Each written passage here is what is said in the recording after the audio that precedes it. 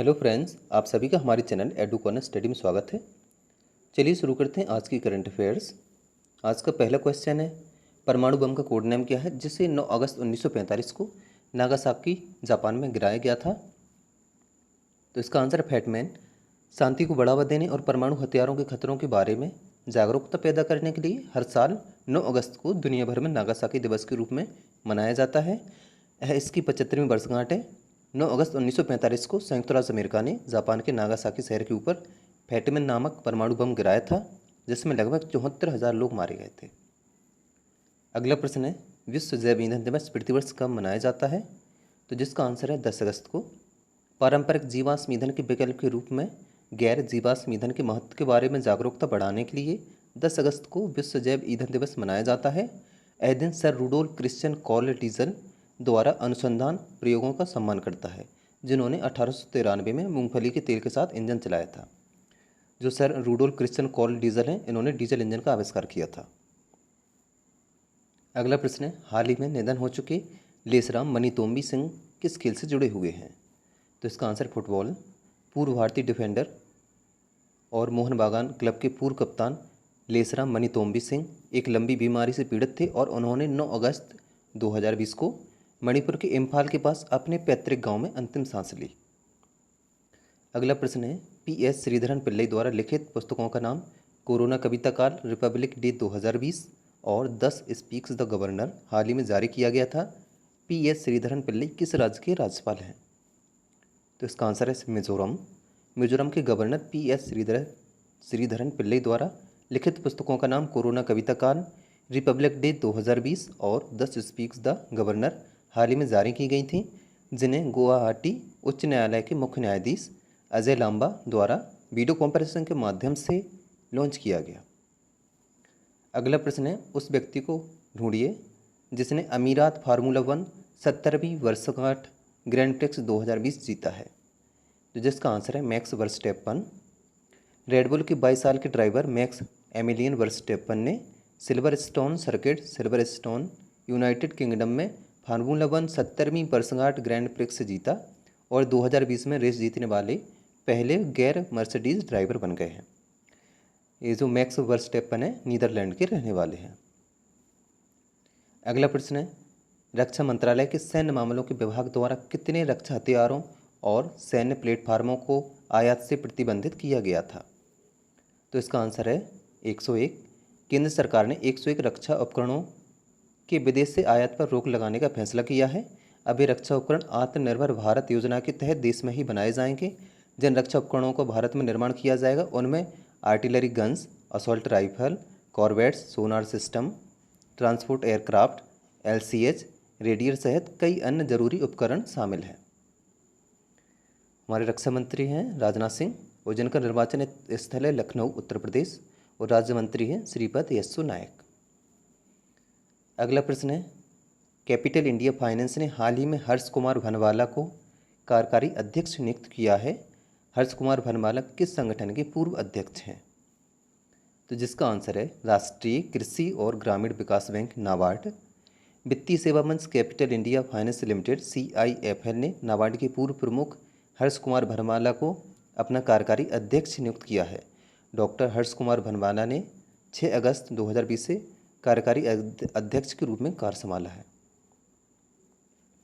Capital India finance limited, इसके managing director and CEO हैं विनीत सक्सेना और मैनेजिंग डायरेक्टर हैं केवल पोरवाल और एग्जीक्यूटिव डायरेक्टर एंड CEO हैं अमित कुलश्रेष्ठ। इसका हेडक्वार्टर है मुंबई में।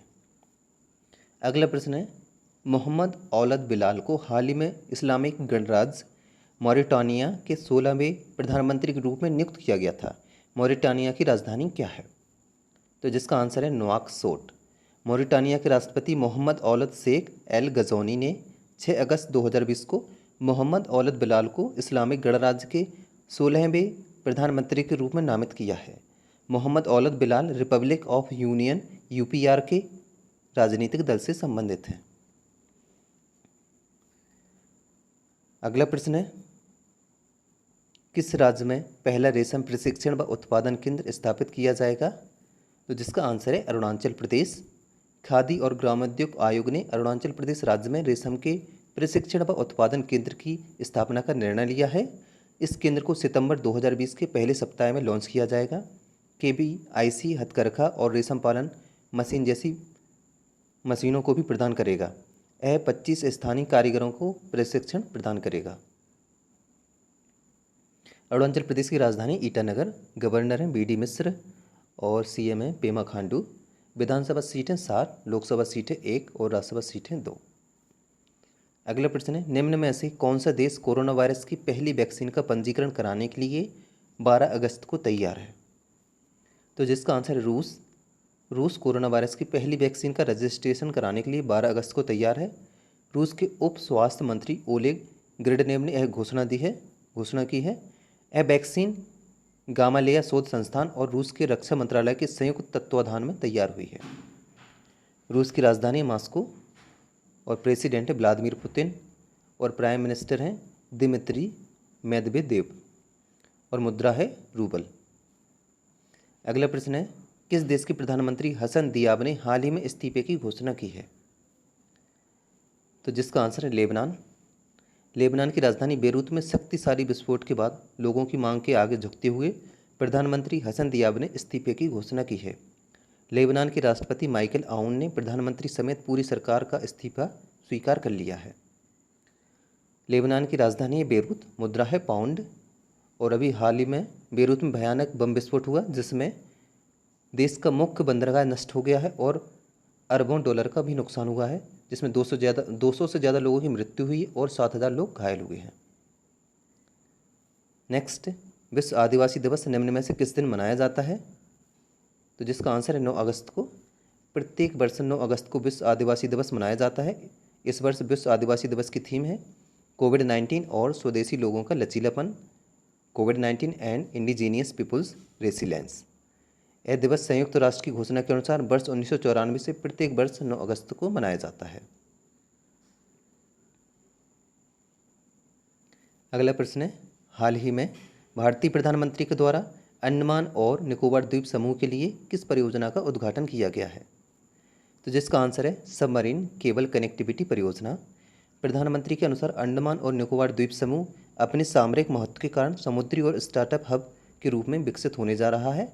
यह पोर्ट ब्लेयर को Swaraj Dweep, little Andaman, Car Nicobar, Kamorta, great Nicobar, long island और रंगत से जोड़ेगी। इस पहल से इन क्षेत्रों में पर्यटन को भी बढ़ावा मिलेगा, जिससे रोजगार सृजन में भी वृद्धि होगी। सबमरीन ऑप्टिकल फाइबर बिछाया जा रहा है जो चेन्नई तमिलनाडु से लेकर पोर्ट ब्लेयर अंडमान निकोबार तक बिछाया जाएगा और इसमें जो इसकी लगभग लंबाई है 2312 किलोमीटर और जिसमें 1224 करोड़ रुपए का खर्च आएगा। तमिलनाडु की राजधानी चेन्नई, गवर्नर है बनवारी लाल पुरोहित और CM है EK पलानी स्वामी। और अंडमान निकोबार की राजधानी है पोर्ट ब्लेयर और इसका गठन हुआ था 1 नवंबर 1956 में। यहाँ के उपराज्यपाल हैं एडमिरल देवेंद्र कुमार जोशी। अगला प्रश्न है, किस राज्य सरकार ने इंदिरा वन मितान योजना के शुभारंभ की घोषणा की है? तो जिसका आंसर है छत्तीसगढ़।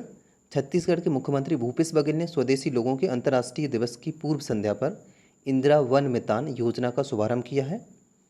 यह छत्तीसगढ़ के वनवासियों को समर्थन करने और आत्मनिर्भरता हासिल करने की एक पहल है। छत्तीसगढ़ की राजधानी रायपुर। यहाँ के CM है भूपेश बघेल और गवर्नर है अनुसुईया उइके। अगला प्रश्न है, वॉल्टर रोजर मार्टोस रुइज ने किस देश के प्रधानमंत्री के रूप में शपथ ली? तो इसका आंसर है पेरू। पेरू के राष्ट्रपति मार्टिन विज़कार्रा ने देश के नए प्रधानमंत्री के रूप में वॉल्टर रोजर मार्टोस रुइज, जो पूर्व रक्षा मंत्री और सेवानिवृत्त सेना अध्यक्ष रह चुके हैं, को नियुक्त किया है। उन्होंने पेड्रो कैटरियानो का स्थान लिया। शपथ ग्रहण समारोह लीमा की गवर्नमेंट पेरिस में हुआ था। पेरू की राजधानी लीमा और मुद्रा है पेरुवियन सोल। नेक्स्ट क्वेश्चन, राहत इंदौरी का हाल ही में निधन हो गया, वह एक प्रसिद्ध थे। तो जिसका आंसर है एक उर्दू शायर। जाने माने उर्दू शायर राहत इंदौरी का इंदौर मध्य प्रदेश के एक अस्पताल में दिल का दौरा पड़ने से मृत्यु हो गई। उन्हें कोरोना वायरस था। उनका जन्म 1 जनवरी 1950 को इंदौर मध्य प्रदेश में हुआ था। वे देवी अहिल्या विश्वविद्यालय इंदौर में उर्दू साहित्य के प्रधान अध्यापक भी रह चुके और इन्होंने PhD भी किया हुआ था। Answer of the last day. Friend कल मैंने आपसे क्वेश्चन पूछा था। क्वेश्चन है, जम्मू कश्मीर के किस पूर्व उपराज्यपाल को हाल ही में भारत का नया नियंत्रक एवं महालेखा परीक्षक CAG कैग नियुक्त किया गया है? तो जिसका सही आंसर है Girish Chandra Murmu. Question of the day, किस राज्य सरकार ने 8 रुपये में भोजन उपलब्ध कराने के लिए इंदिरा रसोई योजना शुरू की है? तो फ्रेंड इस क्वेश्चन का आंसर आपको कमेंट बॉक्स में देना है और इस क्वेश्चन के बारे में जितने ज़्यादा से ज़्यादा लिख सकते हैं ज़रूर लिखें।